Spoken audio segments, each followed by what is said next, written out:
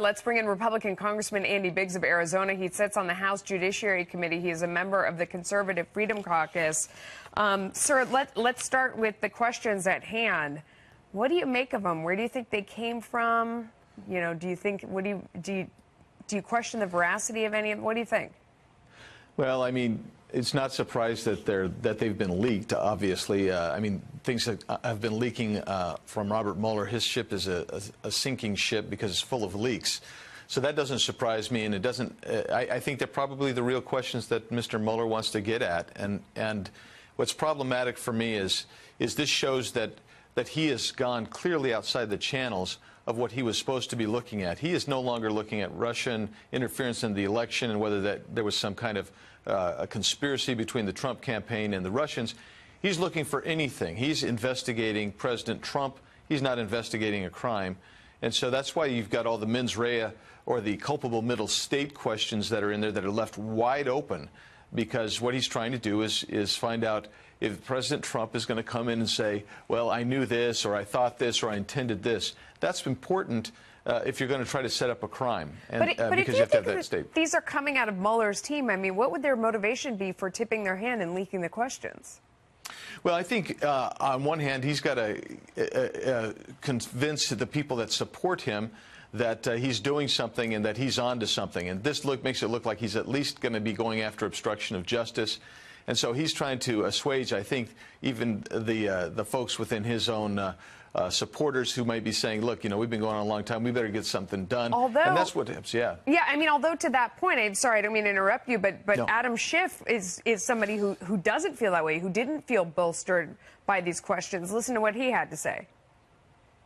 I want this special counsel to be looking at the issue of money laundering. Those questions are not included. Does that mean that the special counsel is observing the red line the president has tried to draw?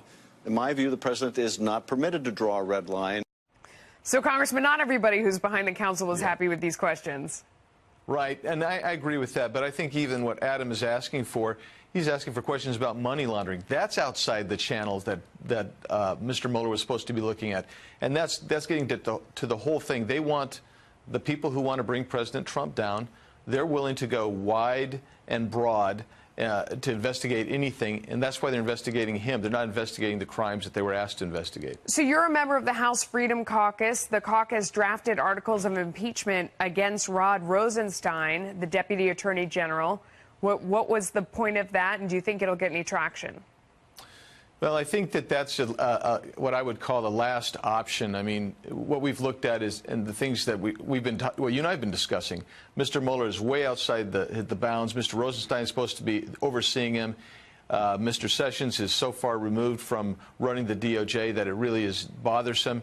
And I think we look at it and we say, well, maybe it's aspirational, maybe it's a point of discussion internally, and I don't think it's ready to move, certainly anytime soon. Are you afraid of the backlash that might come from this?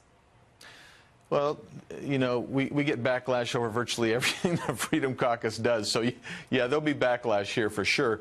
But, I mean, the bottom line is people are tired of watching the Department of Justice and the things that we've discovered with the DOJ and the FBI at the highest levels, where there appears to be corruption for political purposes to gain and control the presidential election. I think people expect us to do something in Congress, and that includes the investigation. I think it asks for maybe sometimes you have to come in and say maybe we should impeach somebody. You know, I mean, no matter who you blame for it, a lot of Americans have lost faith in, you know, in the Department of Justice in terms of not being political and worrying about that. Our criminal justice system has been politicized and used for political gain. How do you think you restore the faith of the American people now?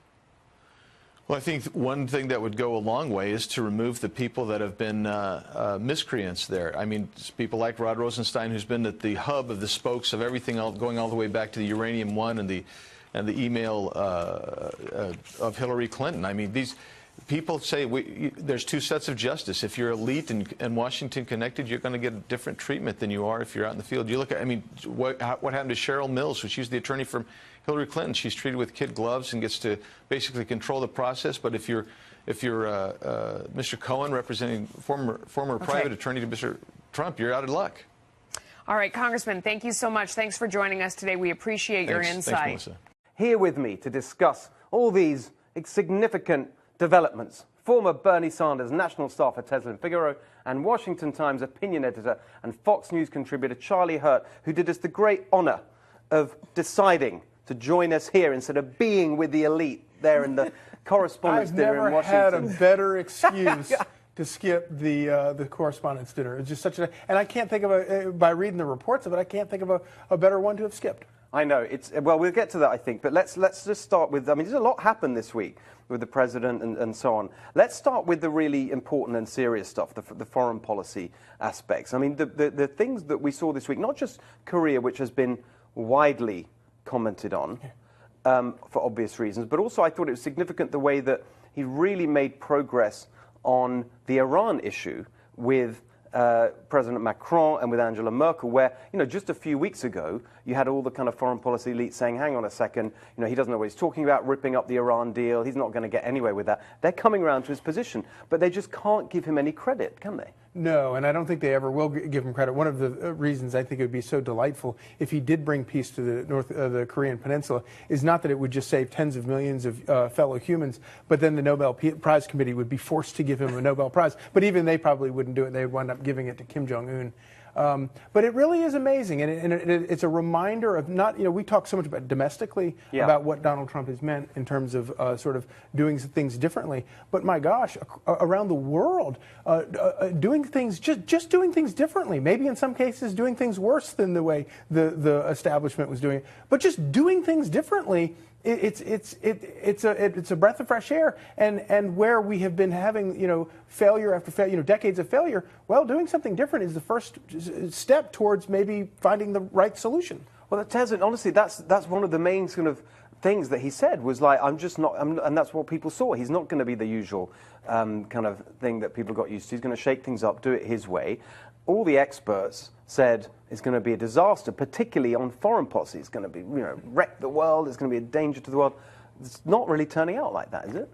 Well, you know, I guess his perception is reality in PR. I guess it depends on how you look at it. But what I would say is President Trump has been consistent on who Trump is. From the moment that he started running for office, nothing has really changed. I think what the bigger thing is that people really don't expect you to say you're going to be the same person and actually do it. You know, before he was elected, everyone said, oh, when he changes, when he gets in, he's going to be so presidential, he's going to be this, going to be that. And I always tell people when you get married, it's not about, you know, oh, once we get married, maybe he's going to be different. You know, it is who it is. He is who he is. And so if people don't like it, like even they talked about in the White House Correspondent Dinner, they brought in an interesting point. This is the monster that you guys created. This is who you wanted. This is who you put in office. So I think he's just been consistent with that. I also would say, I'm sure, you know, he's listened to some counsel, you know, around him not doing foreign policy before, you know, outside of business.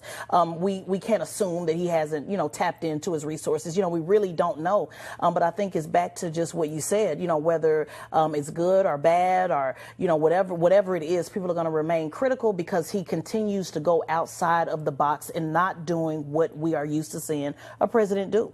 And what do you make of the Kanye West thing? I mean, again, widely discussed this week. What was interesting to me was when you saw the backlash from the left about Kanye. Suddenly, he wasn't really black anymore. He was rich. And so it's okay, we can hate him because he's rich, and that's why he's with Trump. It's really interesting to me the way the response from the left came into that Kanye thing. Well, there's two perspectives. One, I'm a poet and I'm a hip-hop head. So when I speak, I'm certainly not speaking for all poets, all hip-hop, and all African-Americans. But I thought you raised an interesting point about being rich. But let me break down to you what hip-hop's problem was. Right. First, hip-hop has a problem with anybody being rich. In fact, I tell rappers all the time, most of you are more Republican than you think. You either are talking about getting rich or you're already rich. So hip-hop has no problem, you know, with being rich.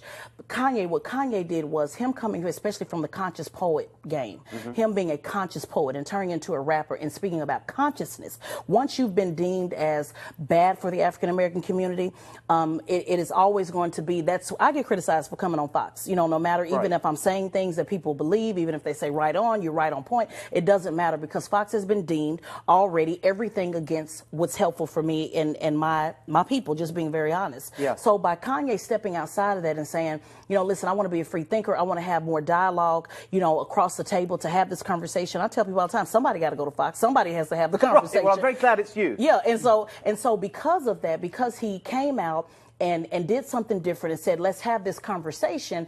It is particularly with hip hop and with African Americans, he's being criticized because he's supposed to be the epitome of consciousness. Hip hop started with talking about the struggle, talking about it's like a jungle sometimes, maybe wonder how I keep from going under. So for him to come and actually talk about capitalism, talking about free capital, you know, talking about Second Amendment, all of the things that hip hop preaches on a daily basis, Steve, my issue with Kanye is how he really rolled it out.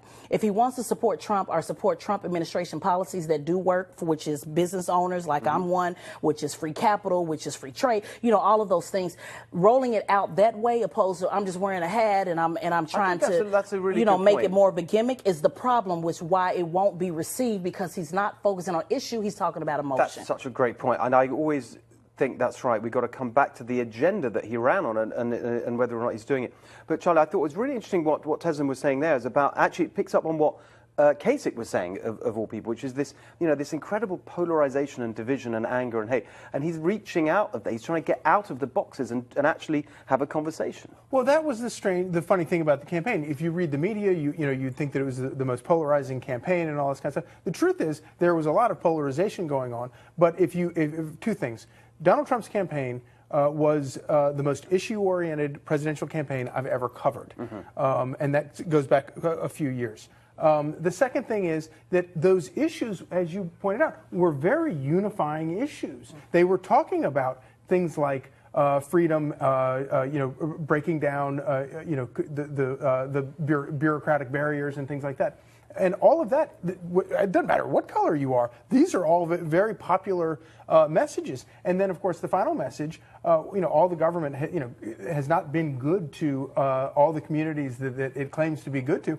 And that was why I think that message that he delivered to African Americans, that look, what have you got to lose, was such a profound message. Yeah, I mean, look, I don't know. I mean, we could sort of debate all that for a long time, but I just think that I know that there's a risk that, you know, we make too much of, you know, one event, but there is something interesting happening here, I think, with this, with the way that the Kanye West intervention, as it were, has kind of sparked this debate. I think it's really interesting. Anyway, thank you both.